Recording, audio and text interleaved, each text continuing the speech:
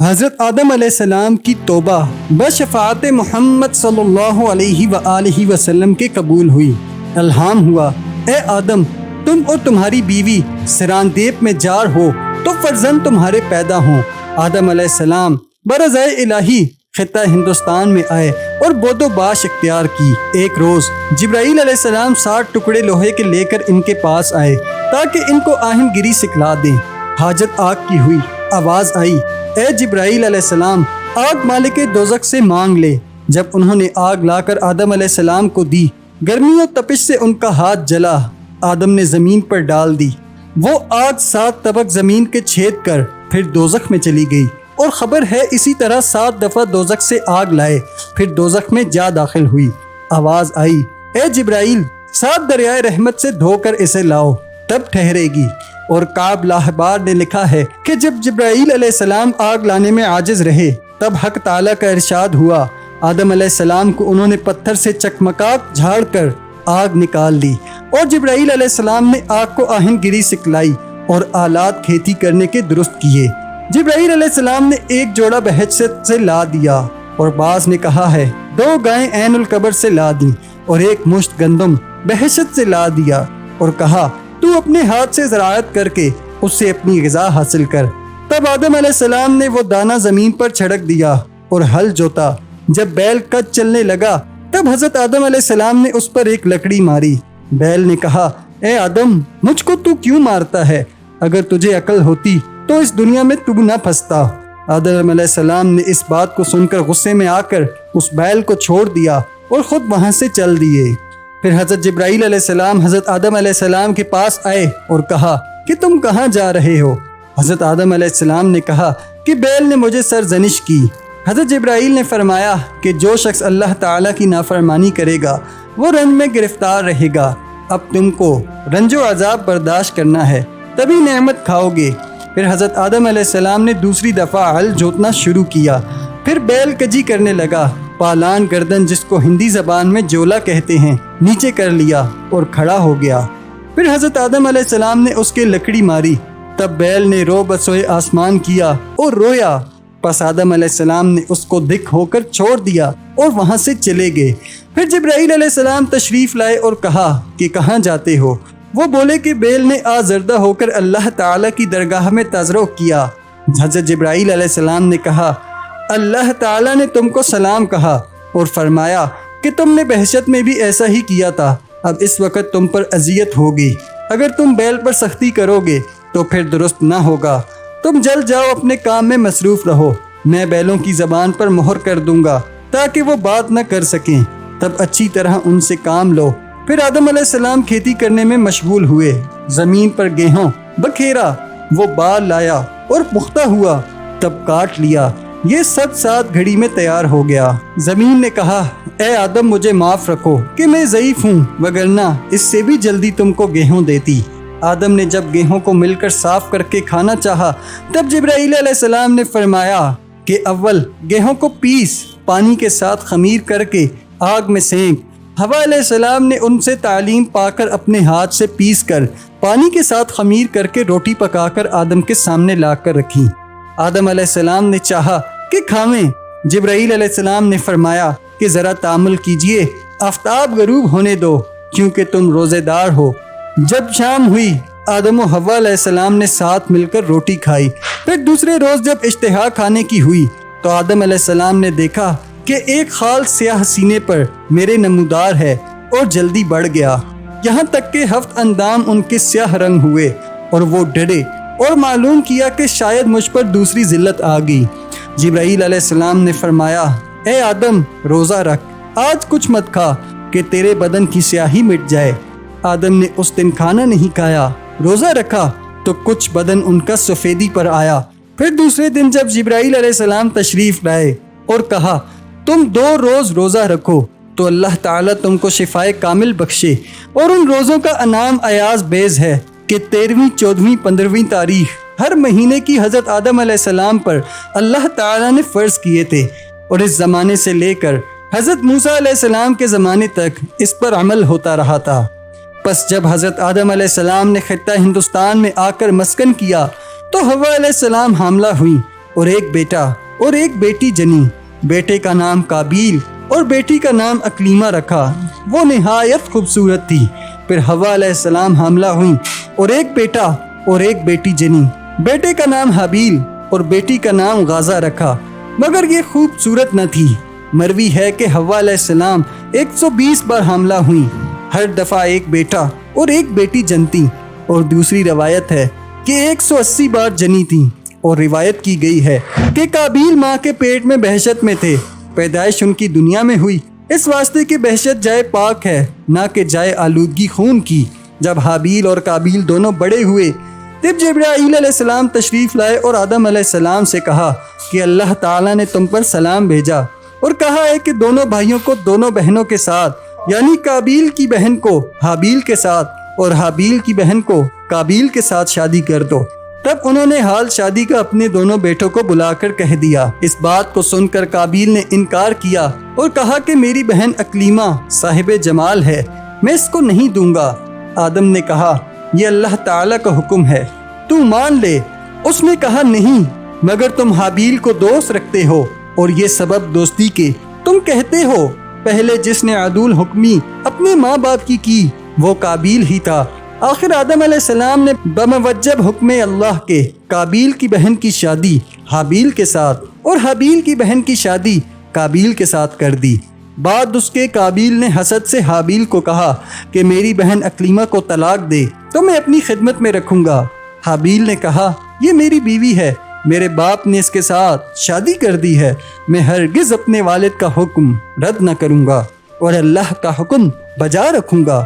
آدم علیہ السلام نے جب یہ ماجرا سنا، واسطے تشفیع خاطر دونوں بیٹوں کے یہ انصاف کر کے فرمایا کہ دونوں بھائی کوہ مناب پر 2 قربانیاں کر کے رکھ دو، جس کی قربانی اللہ کی دربار میں مقبول ہوگی اس کی بیوی اکلیمہ ہوگی۔ پس دونوں بیٹوں نے حسب حکم باپ کے کئی بکریاں لا کر ذبح کر کے کوہ مناب پر رکھ دیں۔ ترجمہ اور سنا ان کو تحقیق احوال آدم کے بیٹوں کا، جب نظر مانی دونوں نے، کچھ نظر پھر قبول ہوئی ایک سے اور نہ قبول ہوئی دوسرے سے، غرض دونوں بھائیوں نے قربانی کو کوہ مناب پر رکھ کر دعا مانگی کہ یا الہی قربانی ہماری قبول کر۔ وہیں آتش بے دو مثال سیمرغ کی نے آ کر قربانی حابیل کی جلا دی اور قربانی کابیل کی قبول نہ ہوئی۔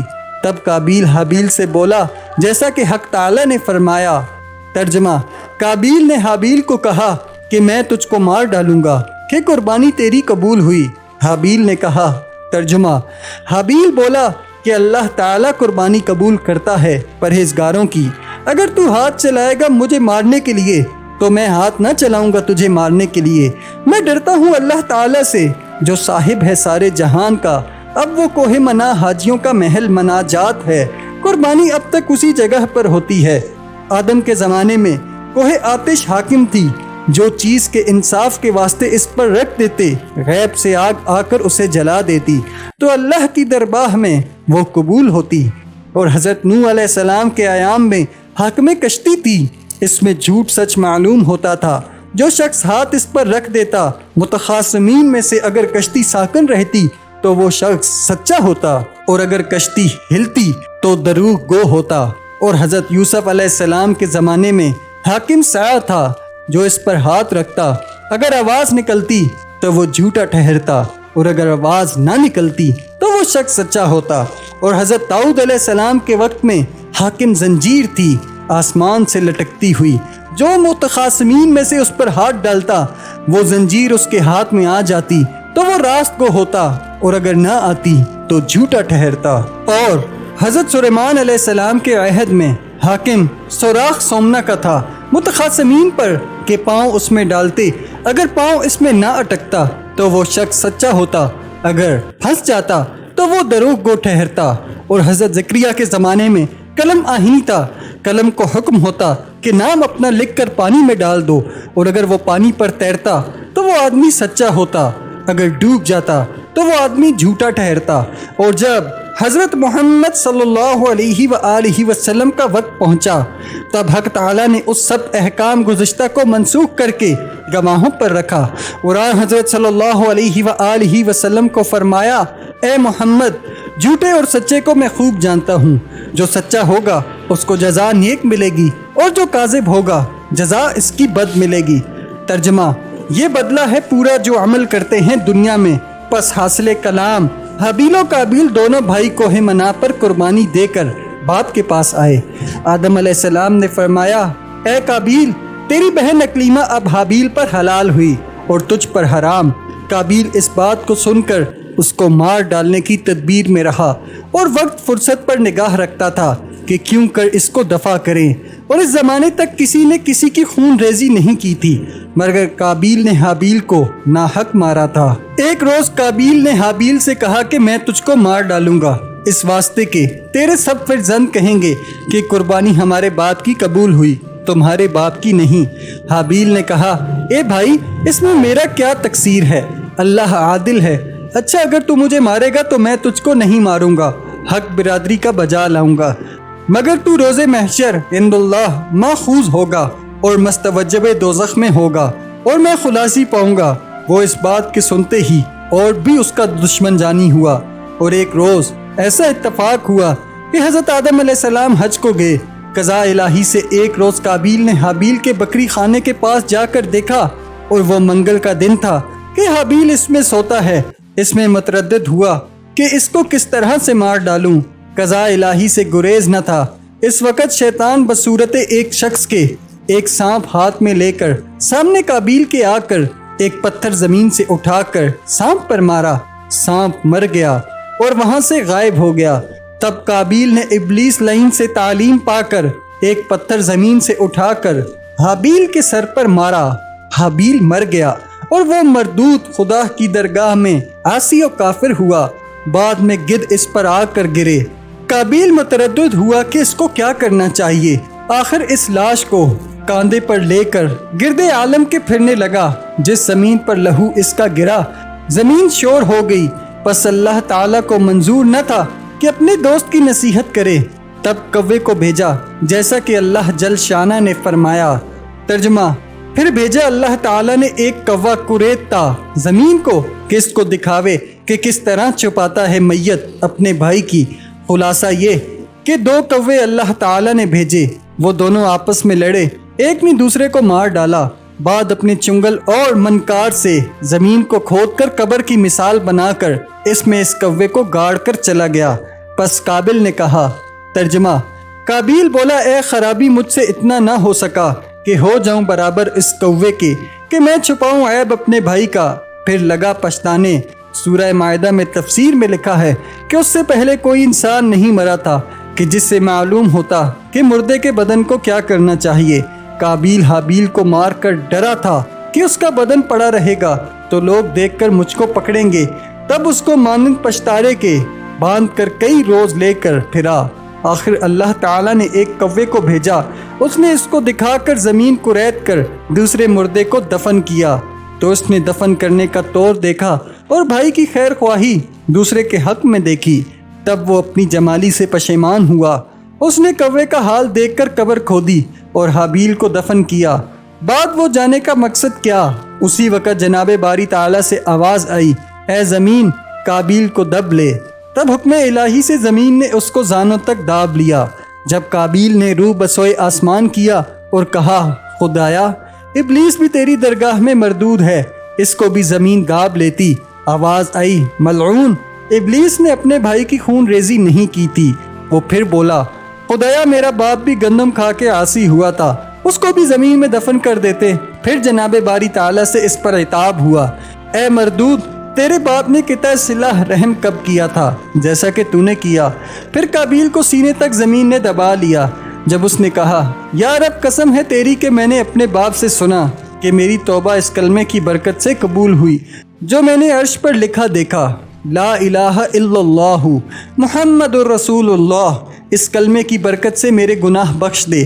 پھر ندا آلی، اے زمین، اس کو چھوڑ دے۔ تب اس نے چھوڑ دیا۔ بعد اس کے اللہ تعالیٰ نے ایک فرشتے کو سوار کی صورت پر قابیل کے پاس بھیجا۔ اس نے اس کو نیزے سے مارا۔ پھر اللہ جل شانہ نے اس کو زندہ کیا، پھر مارا، پھر زندہ کیا۔ اسی طرح حال اس کا روز قیامت تک رہے گا۔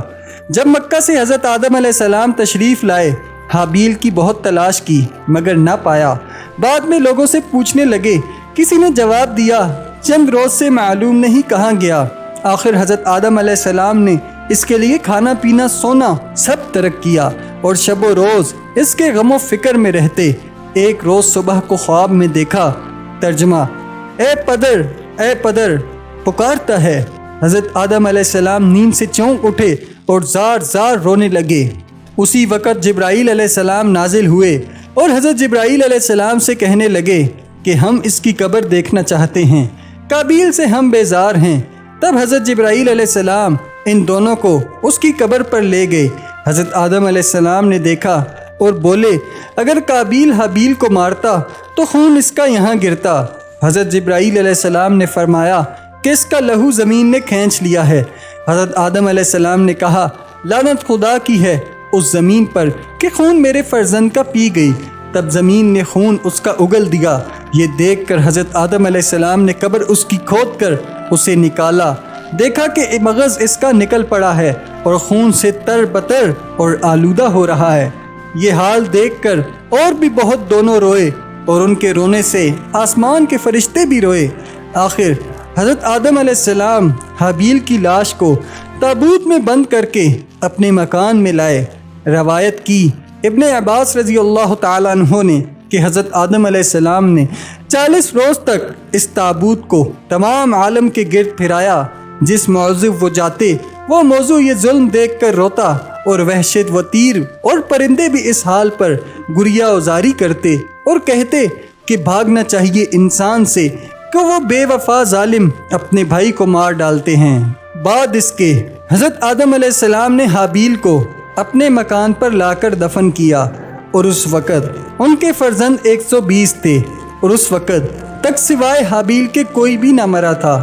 سب بیٹوں نے تب اپنے باپ کے پاس آ کر عرض کی کہ ہم کچھ روپے پیسے چاہتے ہیں کہ اس سے کماویں اور سودا گری کر کے کھاویں۔ تب حضرت جبرائیل علیہ السلام نے ایک مٹھی سونا اور ایک مٹھی چاندی لا دی۔ حضرت آدم علیہ السلام نے فرمایا، اس قدر چاندی سونے سے ہمارے فرزندوں کا کیا ہوگا کہ وہ اس سے تجارت کر کے کھاویں۔ پس غیب سے آواز آئی کہ سونے چاندی کو پہاڑوں میں ڈال دے تاکہ وہاں سے تھوڑا تھوڑا نکال کر بقدر حال تجارت کر کے کھاویں تو وہ قیامت تک کم نہ ہوگا۔ پس بعد 1000 سال کے حضرت آدم علیہ السلام بیمار ہوئے اور کھانے کے لیے مختلف اقسام کے میویوں کے پیٹوں سے فرمائش کی۔ سب بیٹے میوے کے لیے گئے مگر حضرت شیث علیہ السلام تیمارداری میں باپ کی حاضر خدمت رہے۔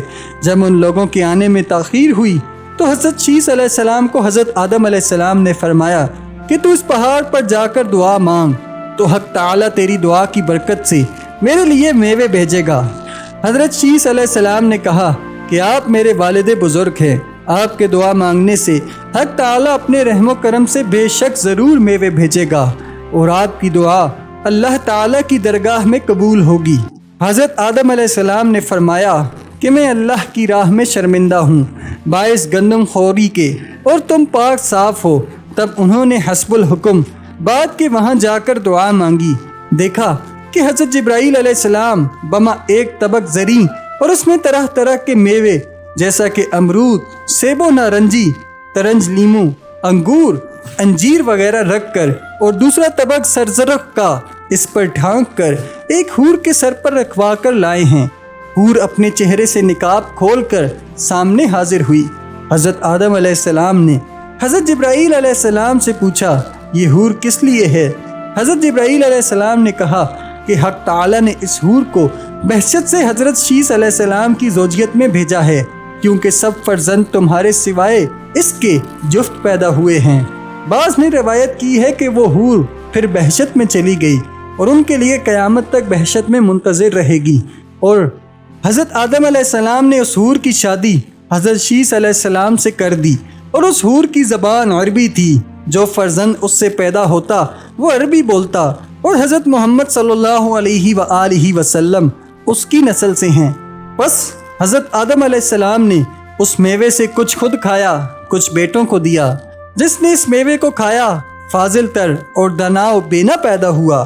تب حضرت آدم علیہ السلام نے اپنے بیٹوں کو وصیت کی کہ اب قریب ہے کہ میں دنیا سے کوچ کروں گا، شیس علیہ السلام قائم مقام امیر رہے گا، تم سب اس کی فرما برداری کرنا اور اس پر ایمان لانا۔ جب انہوں نے اقرار کیا، اس کے بعد حضرت آدم علیہ السلام نے اس دنیا سے رحلت فرمائی۔ بیٹے سب باپ کی مفارقت میں بہت روئے، نماز جنازے پڑھ کر دفن کیا، 2 سال تک باپ کی قبر پر حاضر رہے، بعد اس کے وہ جدا ہو کر اپنے اپنے گھر چلے گئے۔